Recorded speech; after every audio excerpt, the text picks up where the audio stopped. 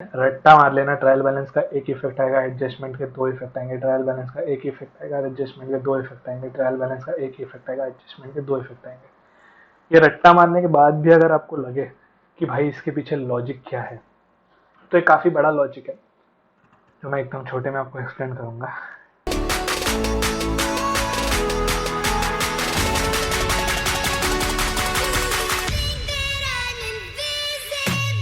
Okay guys, so before हम adjustment start करें उसके पहले मैं आपको एक बेसिक रूल बता देता हूँ। सबसे first rule, each item in trial balance have only one effect in trading account और पीएनएल और बैलेंस शीट। ठीक है, ये चीज जो है वो दिमाग में डाल दो कि ट्रायल बैलेंस का एक ही इफेक्ट आएगा, एडजस्टमेंट के दो इफेक्ट आएंगे। सेकंड पॉइंट अपना वही है। ठीक है, रट्टा मार लेना, ट्रायल बैलेंस का एक इफेक्ट आएगा, एडजस्टमेंट के दो इफेक्ट आएंगे, ट्रायल बैलेंस का एक इफेक्ट आएगा, एडजस्टमेंट के दो इफेक्ट आएंगे, ट्रायल बैलेंस का एक इफेक्ट आएगा, एडजस्टमेंट के दो इफेक्ट आएंगे। ये रट्टा मारने के बाद भी अगर आपको लगे कि भाई इसके पीछे लॉजिक क्या है, तो ये काफी बड़ा लॉजिक है जो मैं एकदम छोटे में आपको एक्सप्लेन करूंगा। ट्रायल बैलेंस का एक ही इफेक्ट इसके लिए आएगा बिकॉज ट्रायल बैलेंस किससे आया है दोस्त? ट्रायल बैलेंस पहले जर्नल एंट्री बना, जर्नल से लेजर में पोस्ट हुआ, लेजर क्लोज हुआ, लेजर के क्लोजिंग बैलेंस से हमको ट्रायल बैलेंस आया।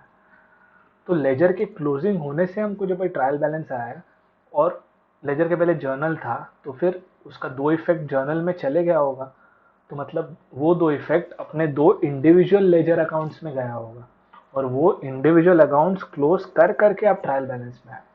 मतलब बेसिकली ट्रायल बैलेंस जो है वो ऑलरेडी दो इफेक्ट से बना है, एक डेबिट क्रेडिट। इसके लिए तो बैलेंस होता है ना, इनमें डेबिट क्रेडिट इक्वल होता है ना, बैलेंस होता है मतलब इक्वल होता है। ठीक है, इसके लिए हमारा ट्रायल बैलेंस का एक ही इफेक्ट चलेगा। ओके, क्योंकि वो बैलेंस हो के आया है। ओके, एंड नेक्स्ट थिंग इस एडजस्टमेंट के दो इफेक्ट हो जाएंगे। ये एडजस्टमेंट ऐसा चीज है जो बुक्स में है ही नहीं, अपने को डालना है बुक्स में, तो वापस अपने को जर्नल एंट्री टाइप पास करनी होगी। तो आपको अगर जर्नल एंट्री टाइप पास करनी है तो उसका वापस डेबिट क्रेडिट इफेक्ट आएगा, तो ऑब्वियसली एडजस्टमेंट के दो इफेक्ट आएंगे। Okay, good, easy. जिसको कुछ नहीं समझा, ट्रायल बैलेंस का एक इफेक्ट होता है, एडजस्टमेंट के दो इफेक्ट। फिर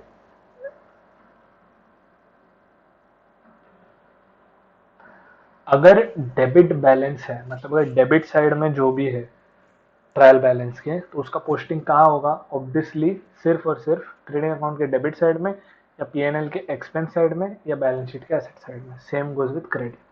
ठीक है, मतलब डेबिट साइड में जो भी है उसका पोस्टिंग डेबिट साइड में ही होगा, उसको क्रेडिट साइड में मत कर देना। अच्छा, मैं ये आपको क्यों बता रहा हूँ?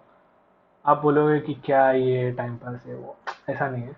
हर एक स्टेप का मार्क्स है, हर एक जो आप पोस्ट करोगे, जो भी लाइन आइटम आप पोस्ट करोगे, वो सारे लाइन आइटम्स का मार्क्स है। तो इसके लिए बहुत इंपॉर्टेंट हो जाता है कि ठीक है, कुछ ट्रिकी एडजस्टमेंट से अपना थोड़ा बहुत भी ऊपर नीचे हुआ ना, फिर भी ये पोस्टिंग अपने को बचा ले।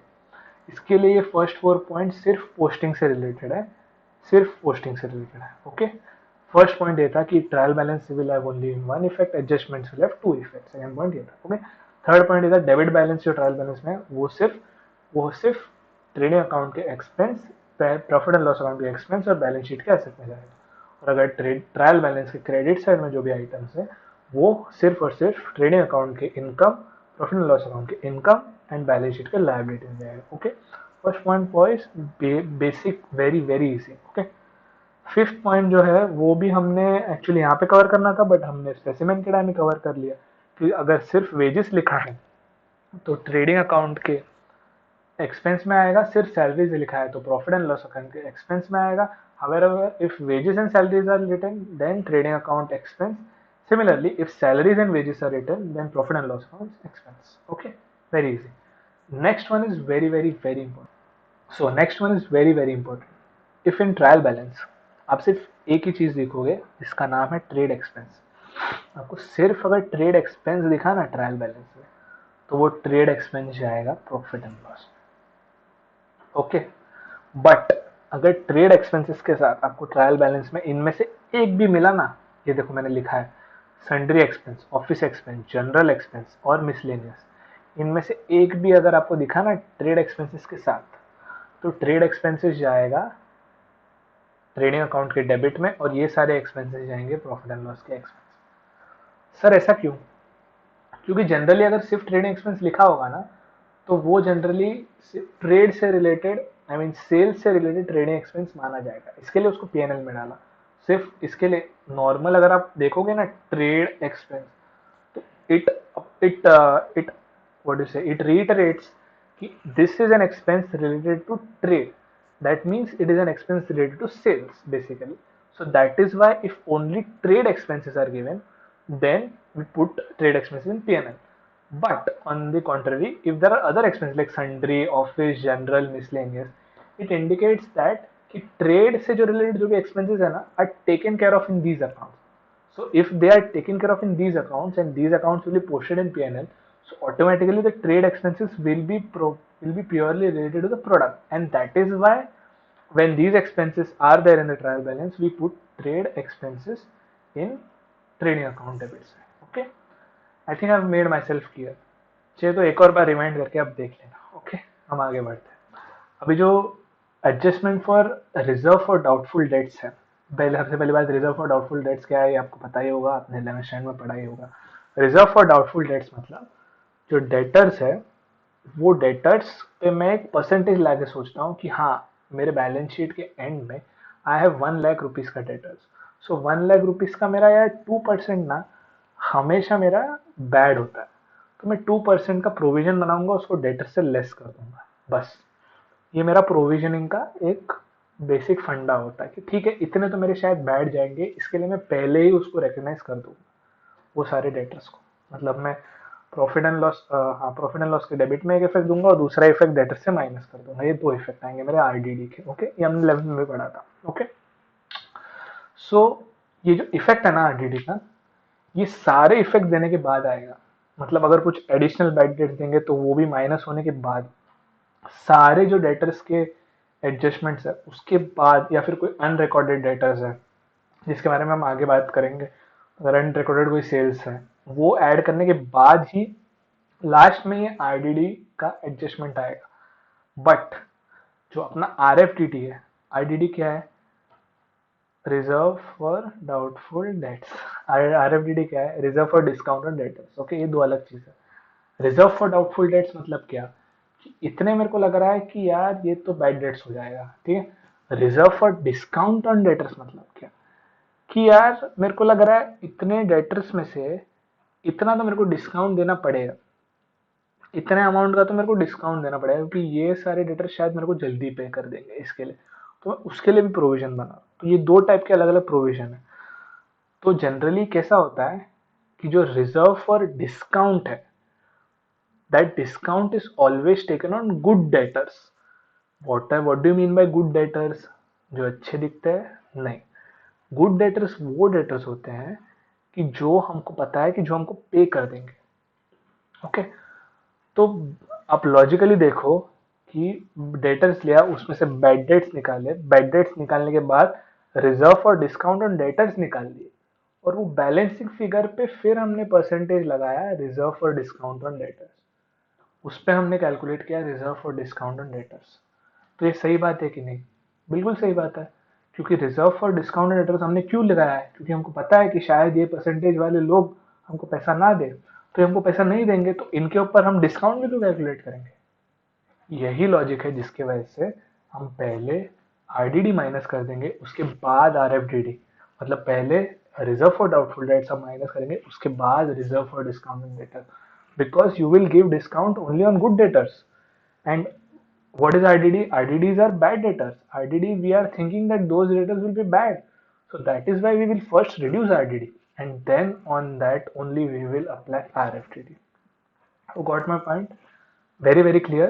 प्लीज एकदम अच्छे से दिमाग में बैठ देना, एकदम इजी लॉजिक है, कुछ रॉकेट साइंस नहीं है. क्योंकि जो गुड डेटर्स है उस पर ही हम डिस्काउंट दे सकते हैं, हम बैड पे डिस्काउंट क्यों दे भाई?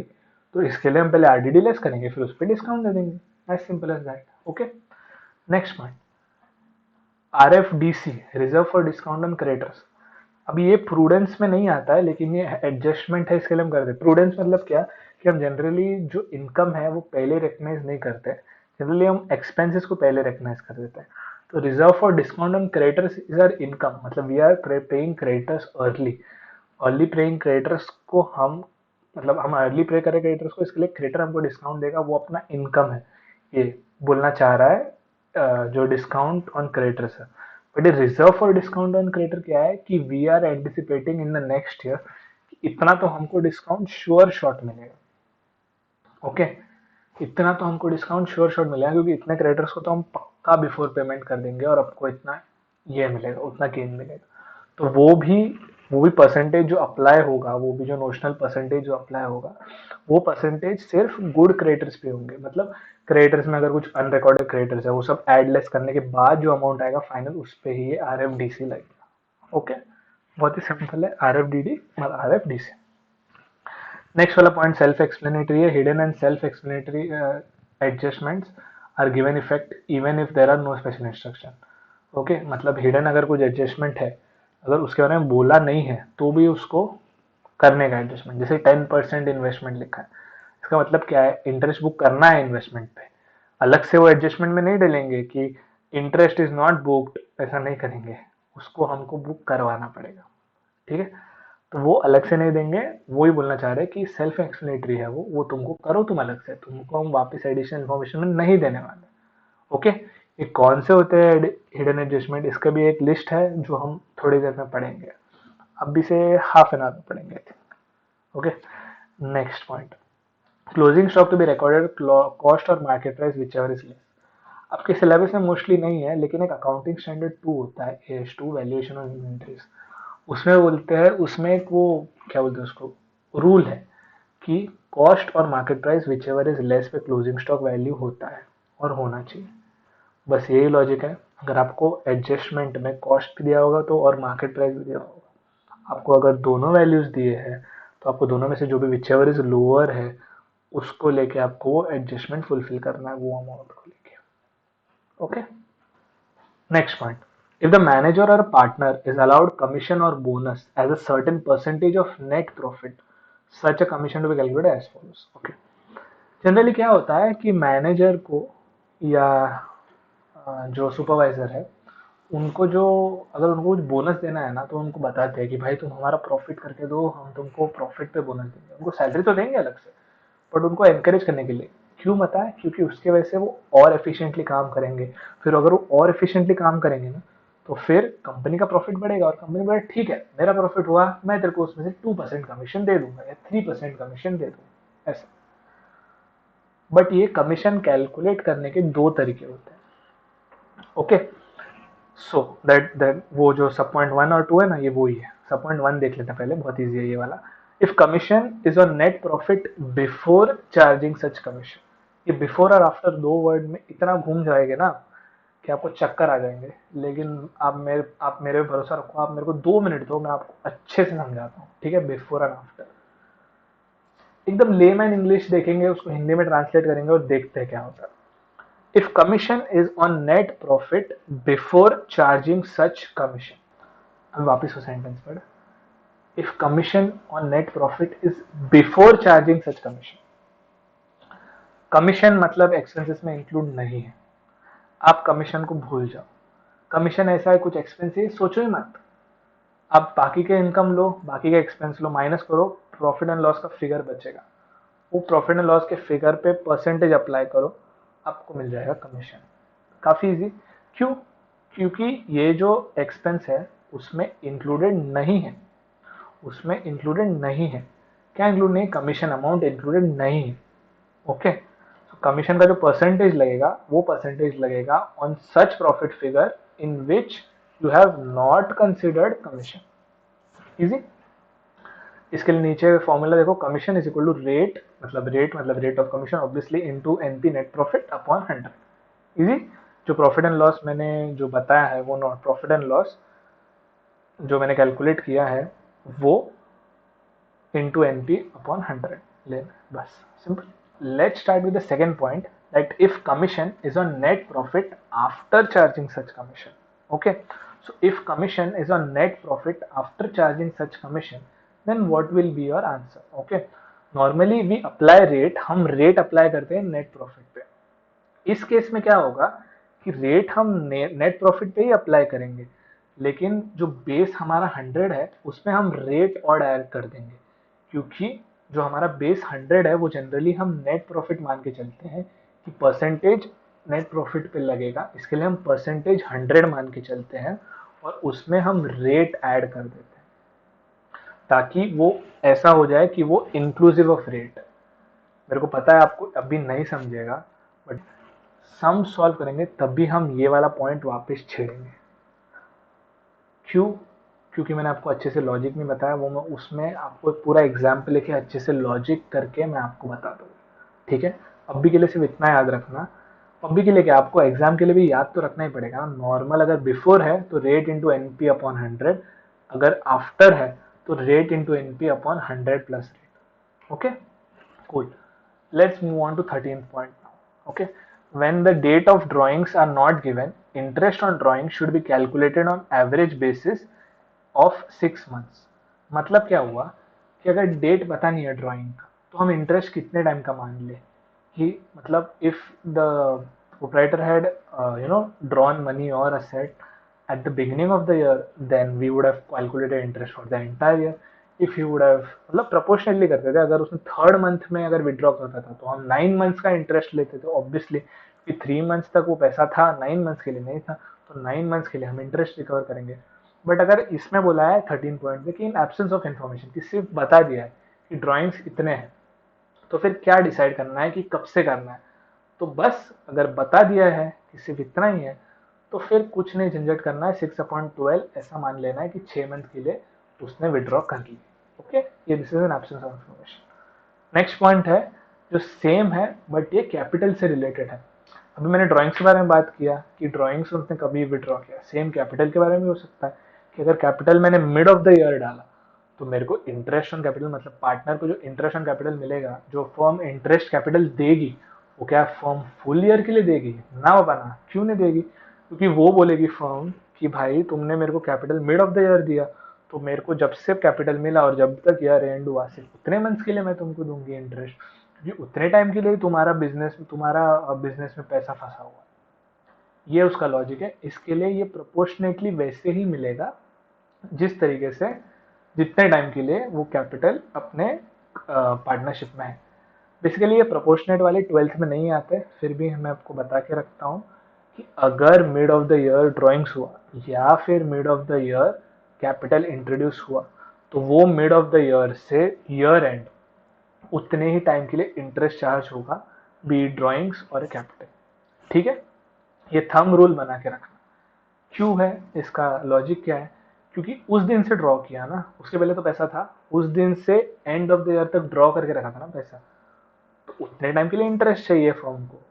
सिमिलरली फर्म क्या बोलेगी, आपने introduce starting of the year नहीं किया, आपने introduce mid of the year किया, उस ईयर से एंड डेट तक उतना ही मैं आपको इंटरेस्ट दूंगी क्योंकि उतने टाइम के लिए आपका पैसा इन्वेस्ट होगा। ग्रेट। सो आपको अगर कुछ भी क्वेरी होगा तो प्लीज़ कमेंट सेक्शन में लिख देना। आपको अगर ये नोट्स चाहिए तो आपको हमारा टेलीग्राम चैनल ज्वाइन करना होगा, जो टेलीग्राम चैनल का लिंक भी मैं डिस्क्रिप्शन में दे दूंगा।